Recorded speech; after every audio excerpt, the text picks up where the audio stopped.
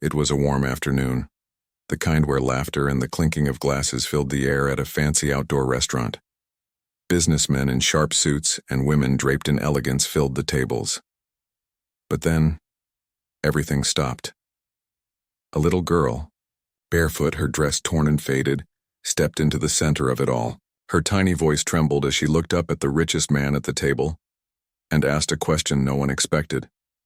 "Can I eat with you, Daddy?" The crowd froze. Gasps echoed. Whispers spread like wildfire. Who was this child? Why did she call the millionaire her father? And what happened next left everyone speechless. The millionaire's name was Alexander Grant, a man whose wealth stretched from glittering skyscrapers to luxury yachts. To the world, he was untouchable, powerful, admired and envied. Yet behind his polished smile, his life was carefully guarded, built on order, control, and prestige. That afternoon, he had come to celebrate another business victory, surrounded by friends who hung on his every word. They laughed, sipped champagne, and spoke of numbers, power, and deals worth millions. For Alexander, it was just another performance in a world where appearances meant everything. But only a few feet away, reality looked very different. On the streets, survival was a daily struggle. Among the shadows of the same city he ruled over, a little girl named Amara wandered with hunger in her belly and pain in her heart. Her small frame carried the weight of neglect, and her eyes, wide, tired, and full of questions, saw a world that seemed to have forgotten her existence. That day, fate pulled her steps toward the restaurant. The aroma of food teased her empty stomach. But it wasn't the scent of roasted lamb or fresh bread that drew her closer. It was something deeper, a pull she couldn't explain. And when her eyes locked on Alexander Grant, sitting at the head of that lavish table, something inside her whispered a word she had never dared to say out loud before. Daddy. The restaurant glowed with chandeliers, each crystal shimmering like frozen fire. Laughter bounced across the marble walls as waiters glided through the room, balancing trays of fine wine and silver-plated dishes. To everyone inside, it was an evening of luxury. But just outside those glass doors, a very different story was unfolding. Amara stood barefoot on the cold pavement, her thin sweater clinging to her shoulders as the evening chill seeped through her skin. She watched the elegant diners from a distance, her small hands pressed against her stomach as it growled with pain. Every laugh from inside felt like a reminder that she didn't belong, that the world had decided long ago that children like her were invisible. But hunger has a way of crushing pride. With trembling steps, she pushed the heavy glass door open. Heads turned. The sound of her bare feet echoed against the polished floor as she stepped into a world that wasn't hers. At that moment, silence spread across the restaurant like a storm. Guests stared, some with shock, others with disgust. A child, dark-skinned, ragged, unwashed, had wandered into their sanctuary of wealth.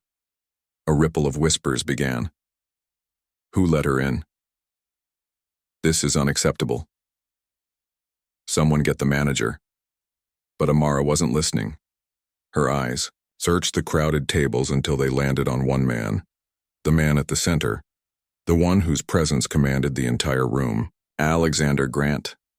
To her, he wasn't just another wealthy stranger. To her, he looked like something she had never dared to dream of. Safety, warmth, a protector. Something inside her broke open, and before anyone could stop her, she shuffled toward him. The room froze, a child of the street standing in front of a millionaire. Her lips quivered and her voice, fragile but desperate, filled the silence. Can I eat with you, Daddy? Gasps filled the air. Forks clattered against plates. Some guests snickered cruelly. Others frowned in disbelief. For them, it was an intrusion, a spectacle, another reminder of the outsiders they believed didn't belong in their world. Alexander sat frozen, staring into the girl's wide eyes. Around him, friends leaned closer, whispering, "Get rid of her. This is embarrassing. Call security." But he couldn't move. Her words pierced deeper than any insult. any demand, any business negotiation he had ever faced. Daddy. A word he hadn't expected, a word heavy with meaning, a word that cracked something hidden in his heart. The tension grew unbearable. Would he ignore her? Would he send her away like everyone else had done? Or would this be the moment that changed everything? The silence in the restaurant felt suffocating. Dozens of eyes burned into Alexander, waiting for his reaction. To the guests, the choice seemed obvious. Dismiss the child, protect his reputation, move on. But Alexander wasn't moving. His hand trembled slightly as he set down his glass of wine, his mind caught in a storm he hadn't expected. Amara's eyes, wide, pleading, filled with a hunger deeper than food, held him captive. She wasn't asking for luxury. She wasn't asking for money. All she wanted was a plate at the table and the dignity of not being turned away again. The manager rushed forward, whispering urgently, "Sir, let us handle this. Please, before it gets messy." But Alexander's voice finally broke through the tension, low, steady, commanding. "No. She stays." A wave of gasps swept across the room. A few guests protested, shaking their heads in disbelief. But Alexander ignored them all. He rose from his chair and walked toward Amara, his polished shoes echoing like thunder against the marble floor.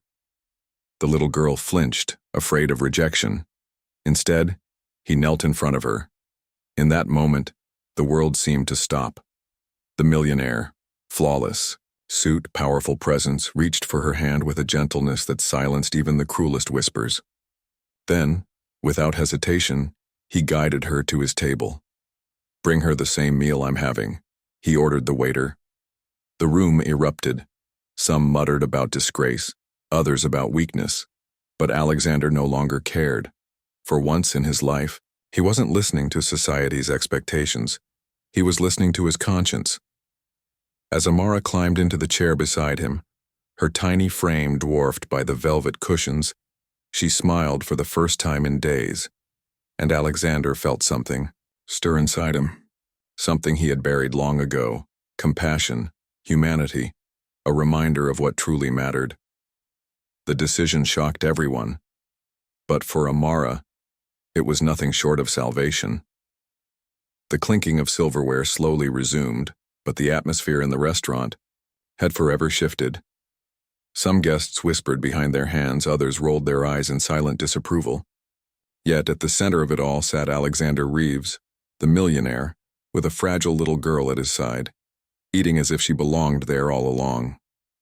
For Amara, every bite was a victory. The warmth of the food wasn't just filling her stomach, it was feeding her soul. She ate carefully, almost nervously, as though someone might snatch the plate away. But Alexander didn't let her out of his sight. Every so often he'd push the breadbasket closer, pour her water, or cut a piece of meat into smaller portions. He treated her not as a stranger, not as a nuisance, but as someone worthy of kindness. The staff didn't know how to react. The manager who had insisted on throwing her out now stood stiffly by the doorway, his cheeks burning with shame. He'd thought the girl was nothing, invisible. But Alexander's gesture had turned her into the most important person in the room, and beyond that polished room, the story did not end. News traveled quickly. A diner had discreetly recorded the moment, posting it online within hours. "Millionaire shares meal with homeless black girl," the headline read. The video spread like wildfire, sparking debates across the city. Some accused Alexander of ruining his reputation. Others praised him as a rare voice of compassion in a world driven by appearances. But none of that mattered to Amara. For her, this wasn't about fame or politics. It was about survival. It was about finally being seen. As the evening ended, Alexander didn't stop at dinner. He asked quietly about her life, about the streets, the nights she spent in the cold, and the family she had lost too soon. The answers broke him in ways his millions never could have prepared him for. By the next morning, Amara was no longer sleeping on sidewalks. Alexander had arranged a safe place for her, with warmth, food, and a chance at school. He knew he couldn't erase the years of suffering she had endured, but he could change the years ahead, and so he did. Weeks later, the same restaurant where she was once shunned opened its doors for a special event, a charity dinner hosted by Alexander himself, dedicated to children without homes. Amara stood at his side, dressed not in rags but in a simple, beautiful dress, smiling at a future that finally felt possible. The world hadn't changed overnight. Prejudice and cruelty still lingered. But that night, one man made a choice that defied wealth, power, and judgment. A choice that reminded everyone watching: humanity is not measured by the size of your fortune, but by the size of your heart. And as you hear this story today, ask yourself, if a homeless child looked at you with hungry eyes, would you have the courage to love them like your own?